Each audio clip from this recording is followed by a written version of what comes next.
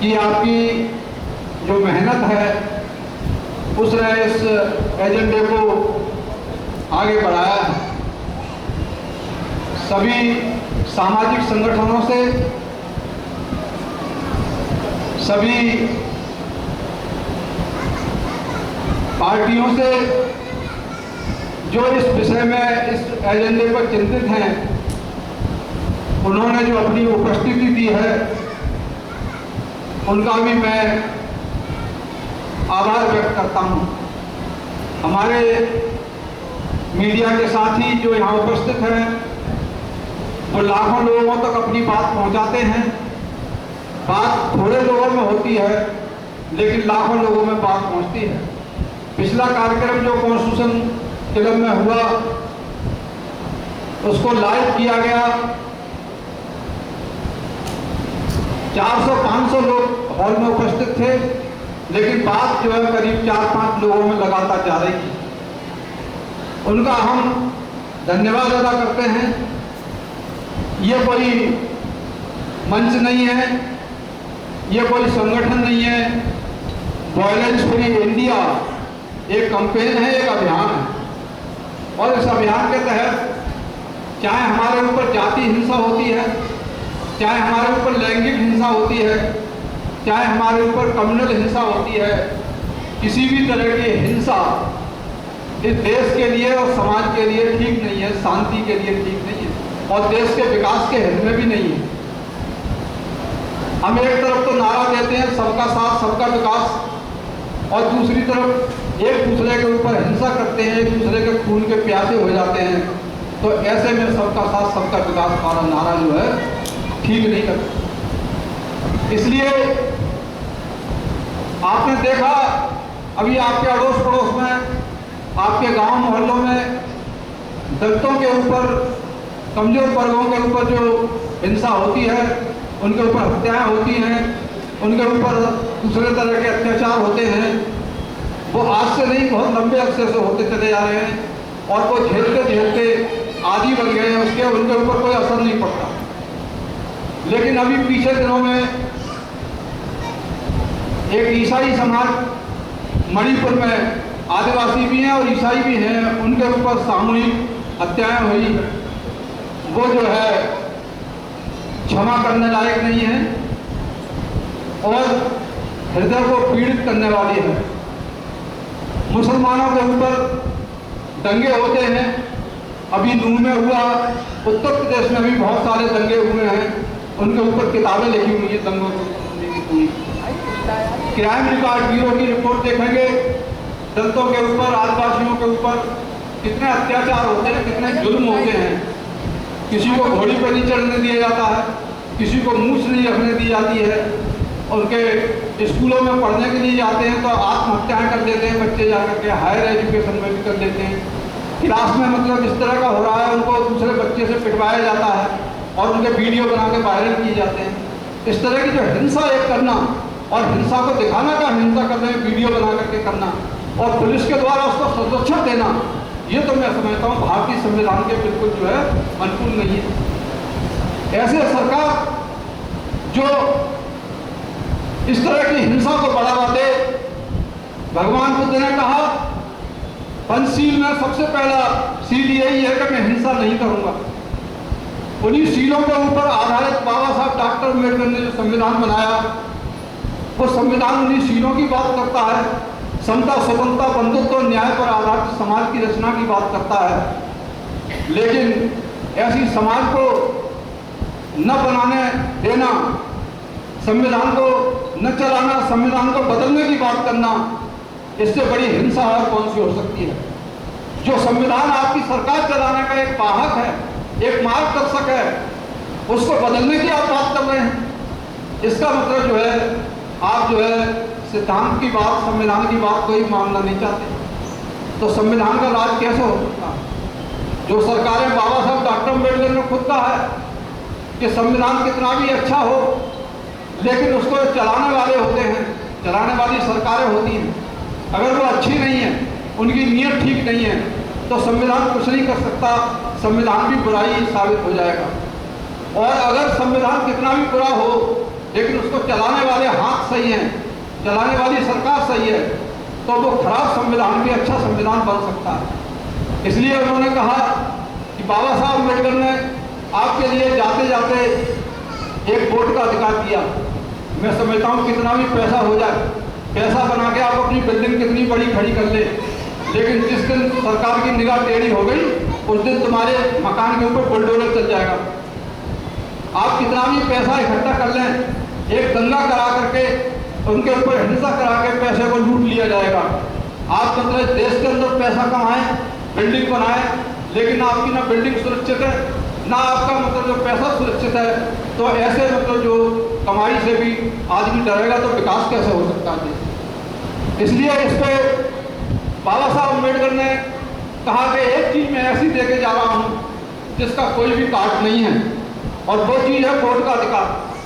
Vote का अधिकार वो है जो सरकार संविधान का पालन नहीं करे, जो सरकार संविधान को ठीक से नहीं चलाए, ऐसी सरकार को बदलने का केवल एक ही तरीका है। सरकार न बंदूक से बदली जा सकती है, ना आंदोलन से बदली जा सकती है। अगर सरकार बदली जा सकती है शांतिपूर्वक तरीके से, तो वो वोट से बदली जा सकती है। और 5 साल के बाद में इलेक्शन होता है और उस इलेक्शन में आपको मौका मिलता है, उस इलेक्शन में आप लालच में आ जाते हैं, बहुत सस्ता समझते हैं वोट के अधिकार के लिए। ये सस्ता वोट का अधिकार नहीं है, इससे राजा बदला जाता है, राजा बनाया जाता है। और राजा बनाने का अधिकार जो है, आपको पैदा राजा करने का अधिकार जो है, आज जो है जो दिया है बाबा साहब डॉक्टर अम्बेडकर ने, उस अधिकार के लिए आप खो देते हैं, पानी में मतलब बहा देते हैं उसके लिए, इसलिए आपकी बेइज्जती होती है। अगर आपको अपनी इज्जत प्यारी है, अगर आपको अपनी धन दौलत की सुरक्षा चाहिए, अगर आपको अपनी कम्युनिटी की सुरक्षा चाहिए, तो ऐसे नहीं हो सकता कि एक आदमी प्रोग्राम कर रहा है, दूसरा आदमी उसकी टांग खींच रहा है, लोग मिलकर बैठने के लिए तैयार नहीं है, तो खाक बदलेंगे आपकी इसी तरह से बेइज्जती होती रहेगी, इसी तरह से मारे जाएंगे। अगर मिलकर के साथ नहीं चलेंगे, आप सरकार को बदलने का संकल्प नहीं लेंगे, तो मतलब आप जो है इसी तरह से पिटते रहेंगे, कोई भी नहीं बचा पाएगा। आप भगवान बुद्ध की नारे देते हैं, भगवान बुद्ध की कसमें खाते हैं, भगवान बुद्ध का जो है प्रवचन करते हैं, लेकिन साथ बैठने के लिए तैयार नहीं है। तुम्हारा जो है कोई भी आकर के, बाबा साहब अम्बेडकर भी, भगवान बुद्ध भी आकर के सहायता नहीं कर सकते। जो अपनी सहायता स्वयं नहीं कर सकता, उसकी सहायता कोई नहीं कर सकता है। और ये भगवान बुद्ध ने भी कहा है, बाबा साहब डॉक्टर अम्बेडकर ने भी कहा है। मेरे साथियों, हम लोगों ने संगठन बना लिए हैं, हम लोगों ने राजनीतिक पार्टियां बना ली हैं, लेकिन एक आताताई सरकार जो सबके ऊपर एक एक करके बांट करके जुल्म ढा रही है, उस सरकार को आप इकट्ठा हुए बिना नहीं बदल सकते। एक तरफ कुछ लोग मिल रहे हैं, दूसरी तरफ टांग खींच रहे हैं। ये बहुत अच्छी, ये शुभ संदेश है कि देश में राजनीतिक एकता हो रही है, इंडिया बन रहा है। उस इंडिया का हम स्वागत करते हैं इस मंच के माध्यम से। इंडिया बढ़ना चाहिए, इंडिया जीतना चाहिए। अगर आपको आताताई सरकार को हटाना है तो इंडिया के लिए समर्थन करना पड़ेगा। हम इस मंच से अपनी आदरणीय बहन मायावती का ये आह्वान करते हैं, क्योंकि मैं उस पार्टी से जुड़ा रहा हूँ, पूरी जिंदगी मैंने उसमें लगाई है। इस नोएडा में जब कोई आदमी झंडा लगाने नहीं वाला नहीं होता था, उस समय घर घर में हमने जाकर के, ये वर्मा जी बैठे हुए हैं, इनके घर में 4-4, 5-5 आदमी की मीटिंग करके और उनको झंडा लगाना सिखाया। 3-3, 4-4 इलेक्शन लड़ाए यहाँ पर।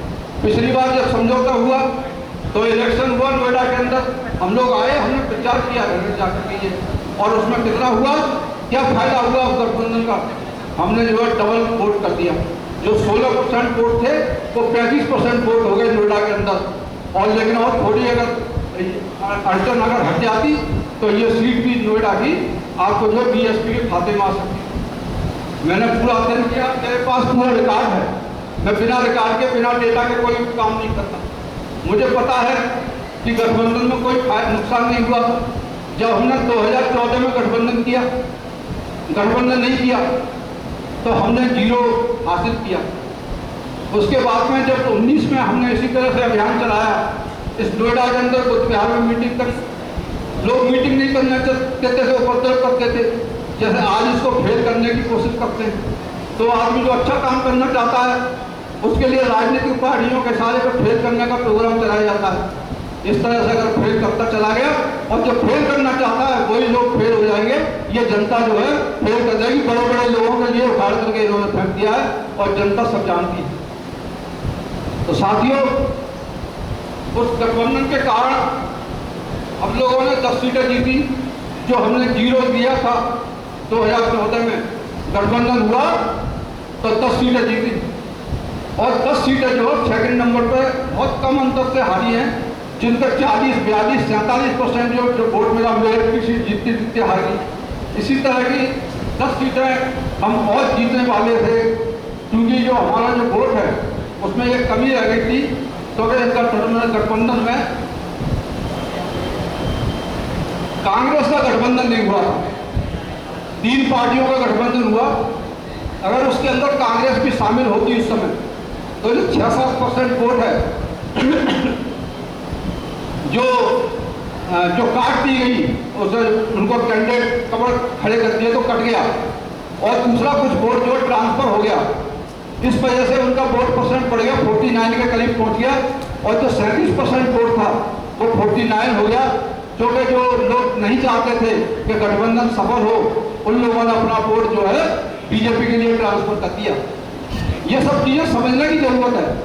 समझदार लोग जो है जब समझते हैं उस बात के लिए, कोई भी आदमी जो वोटर है वो पक्का होता है, वो कहीं नहीं हिलता है। और राजनीतिक नेता तो हमने देखे हैं, आज इस पार्टी से टिकट ले लेते हैं, दूसरे दिन दूसरी पार्टी से टिकट ले लेते हैं, आते रहते हैं, जाते रहते हैं, आयाराम गयाराम होता रहता है। जो कैडर है, जो मिशनरी लोग हैं, वो वहीं पर डटे रहते हैं, अंत में वही काम आते हैं। ये नेता जो काम में नहीं आते, नेता सिर्फ जो है शोभा की मूर्ति होते हैं। बहुत अच्छा लगा, भाटी जी ने समाजवादी पार्टी से थे, लोगों ने इसी जो ऑर्गेनाइज कर रहे थे, उन लोगों ने कहा कि भाटी जी को किसने बुलाया? समाजवादी पार्टी के, ये समाजवादी पार्टी की मीटिंग है, समाजवादी पार्टी की मीटिंग तो नहीं है। लेकिन उनके उठते ही ये चला गया कि आधे लोग उनके थे, ये उठ के आपने देखे कि नहीं देखे, चले गए। उनके उठते जाते ही वो लोग चले गए, यानी वो लोग उनके थे। इसका मतलब क्या है? सीधा सीधा ये मैसेज जा रहा है कि जब तक आप मिलोगे नहीं तब तक ये हॉल भरेगा नहीं, और जब ये हॉल नहीं भरेगा तो आपका जो है वोट भी जो है इकट्ठा नहीं होगा, आपकी सीट भी नहीं जीतेगी। सीट जीतने के लिए SC, ST, OBC और माइनॉरिटी को इकट्ठा होना पड़ेगा, और जब तक आप इकट्ठे नहीं होंगे तो आपका हिंसा मुक्त भारत नहीं बन सकता है। हमें जो है दबाव बनाना पड़ेगा, हमें उनकी बातों को हम मानते मानते हम मतलब पूरा अपना समाज का नुकसान कर लें। अगर बात नहीं मानी तो समाज जो है ज्यादा इंतजार नहीं करेगा। समाज जो विकल्प की तलाश में है, विकल्प देख रहा है। हम समाज कुछ चाहता है और हमारा नेता कुछ चाहता है। समाज के विपरीत दिशा में जाने वाला नेता माननीय काशीराम ने कहा था कि इस मूवमेंट के लिए मैं बहुजन बनाने के लिए, इस आंदोलन के लिए आगे ले जा रहा हूं, और ये इतना आगे बढ़ चुका है, अगर काशीराम जी भी चाहें तो इसको पीछे कर दें तो ये मुझे पीछे कर देंगे। ये आंदोलन अब पीछे जाने वाला नहीं है। आज बहुजन समाज के लोग चाहते हैं कि SC, ST, OBC में भाईचारा बने, और नेता नहीं चाहते कि SC, ST, OBC में भाईचारा बने। जब भाईचारा नहीं बनेगा तो खाक आप राजनीतिक पार्टी जीतेंगे। आप हमसे गुलामी करवाना चाहते हैं, हम गुलामी पसंद नहीं करेंगे। हम जो है इस मंच से, वायलेंस फ्री इंडिया के मंच से, ये खुला मंच है, किसी पार्टी का नहीं है, किसी संगठन का नहीं है।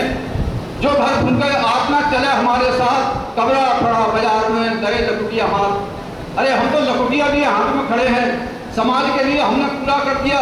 दुनिया ने मिट्टी के घर बनाए हैं, हमने अपना घर भी नहीं बनाया है पूरा। मतलब आज तक तो जैसे पहले थे वैसे आज भी, हमारा क्या बिगड़ेगा?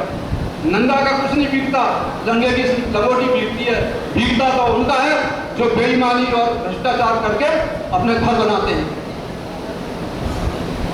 आपको जुड़ना पड़ेगा, समाज को समझना पड़ेगा। उसके लिए लोगों की जरूरत है, ऐसे लोगों की जरूरत है जो सच्चाई और ईमानदारी के रास्ते पे चलें। डरपोक लोगों से काम चलने वाला नहीं है। अरे तुम काशीराम के चेला बनते हो और निर्भीकता तुम्हारे अंदर नहीं है। जिनके अंदर निर्भीकता होगी वो आगे आएंगे। समाज इंतजार कर रहा है। तो मेरे साथियों, अगर हिंसा मुक्त भारत का निर्माण करना है तो आपके लिए हिंसा करने वालों को विदा करना पड़ेगा और विदा करने के लिए इकट्ठा होना पड़ेगा। इसके अलावा कोई रास्ता नहीं है। समाज चाहता है, बार बार चाहता है, लेकिन नेता नहीं जुड़ने देते। उसका इंतजाम समाधान आपको पूछना पड़ेगा। रात में सो तो खुद से पूछो, दूसरे से नहीं पूछो। भगवान बुद्ध ने कहा अब दीपो भव, दूसरे से पूछोगे तो बहका देगा। खुद से पूछो कि मैं जो कर रहा हूं कहीं गलत तो नहीं कर रहा हूं, कौन सही रास्ता दिखा रहा है, कौन गलत रास्ता दिखा रहा है। उन्होंने कहा किसी सेठ की बात मत मानो, किसी डाकू की बात मत मानो, किसी मजबूत आदमी की बात मत मानो। बात उसकी मानो जो आपको सही लगे। मनन करो, चिंतन करो, किसी के बहकावे में मत आओ। गलत रास्ता भी दिखा सकते हैं, इसलिए सही रास्ते पर चलने के लिए आपको जो है मार्ग जो है चुनना पड़ेगा। भगवान बुद्ध ने मार्ग दिए, पंचशील दिया, अष्टांगिक मार्ग दिए हैं, उन्होंने सब कुछ तो दिया आपके लिए, पर अभ्यास तो करो उस पर। आप राजनीति में ज्यादा क्या चक्कर में पड़ रहे हो? राजनीति उस समय करो जब वोट पड़े, और बाकी पूरे साल भर समाज का काम करो, समाज में भाईचारा करो। यही इसी समाज में आपके पास में मैंने देखा, इसी पार्टी में जब मतलब वो आदमी का साथी जो साथ साथ काम करते थे मर गया, पार्टी से आदेश आया कि भाई आर्या जी तुम उस आदमी के नहीं जाओगे क्या? अरे भाई कैसे नहीं जाएंगे? तो उसके साथ में उसकी अर्थी तो उठाने को आएगा, कोई नेता जाएगा उठाने? उन्होंने कहा मैं उसके यहाँ से जाऊंगा क्योंकि मेरी अर्थी उठाने को ही आएगा। जिसकी अर्थी अगर तुम मुझे नहीं उठाने दोगी तो वो मेरे अर्थी उठाने कैसा है?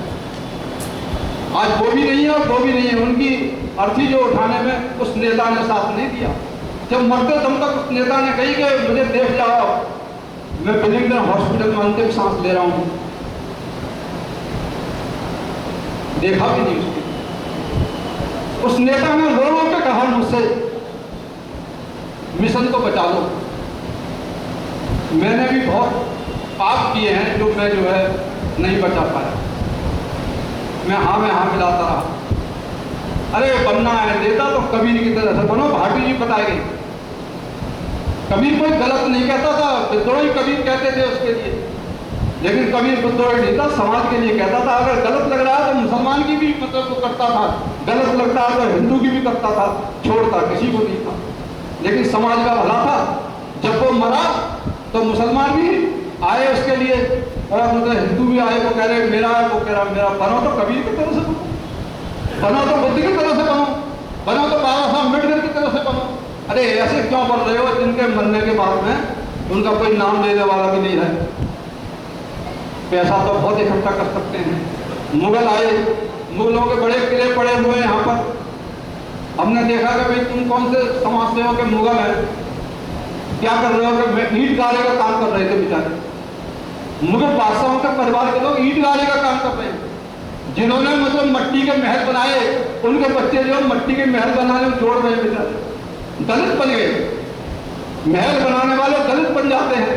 अगर आपके पास सरकार का संरक्षण नहीं मिलेगा, आप दलित बन जाओगे। जो कितने भी पैसा जोड़ लो, पैसा किसी का नहीं साथ दे सकता। माया है, माया चली जाती है। माया महा ठगिन हम जानी, माया महा ठगिन हम जानी। किसी के पास नहीं है नहीं माया। लेकिन भगवान बुद्ध ने कहा है 4 तत्वों से मिलकर शरीर बनाए, 4 तत्व खत्म हो जाएंगे और फिर मट्टी के मट्टी मिल जाओगे। क्या लेके आया? ना कुछ लेके आया बंदा, ना कुछ लेके जाएगा। हाथ पसारे आया बंदे, हाथ पसारे जाएगा। अरे किराएदार है, हम इस जमीन के ऊपर आए हैं। अरे कुछ कर लो, सही काम कर लो तो तुम्हारा नाम होगा। बाबा साहब डॉक्टर अम्बेडकर अपने बच्चों के लिए अगर करते तो डॉक्टर बाबा साहब अम्बेडकर आज विश्व के नेता नहीं होते। उनका नाम लेने वाला आज कोई नहीं होता। आज देखो जगजीत राम ने पैसा इकट्ठा किया और बाबा साहब डॉक्टर अम्बेडकर ने क्या इकट्ठा किया, दोनों में कंपेरिजन करके देख लो। आज किसको लोग मानते हैं? अम्बेडकर को मानते हैं कि जगजीत राम को मानते हैं? तो इन सब चीज़ों को ध्यान में रखते हुए हमें सच का साथ देना है। झूठ का साथ नहीं देना है, चाहे मेरा बाप ही क्यों ना हो।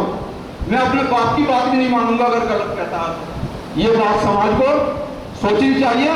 और आज में जितने भी लोग हैं, जो बचे हुए लोग अच्छे लोग हैं, ये निर्णय लें और मतलब जो है आगे, ये बात तो सामाजिक है, लेकिन बिना राजनीति में परिवर्तन किए हुए सामाजिक परिवर्तन नहीं हो सकता। और सामाजिक परिवर्तन के लिए बाबा साहब अम्बेडकर ने हमें वोट का अधिकार दिया है, जिससे शांतिपूर्वक सत्ता का परिवर्तन किया जा सकता है।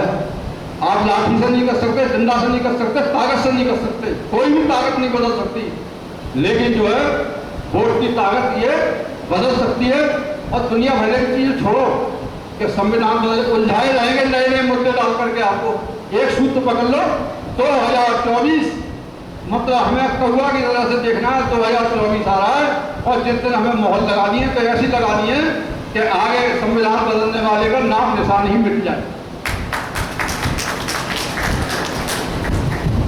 जय भीम, जय भारत, खुदा हाफिज, जय संविधान। और एक बात सबके लिए और बधाई। और अगली मीटिंग हमारी बॉम्बे में है, उसके बाद में राजस्थान में भी है। ये अभियान पूरे देश भर में चलता रहेगा, चाहे 4 लोग आए 5 लोग आए, इसका कोई मतलब नहीं है।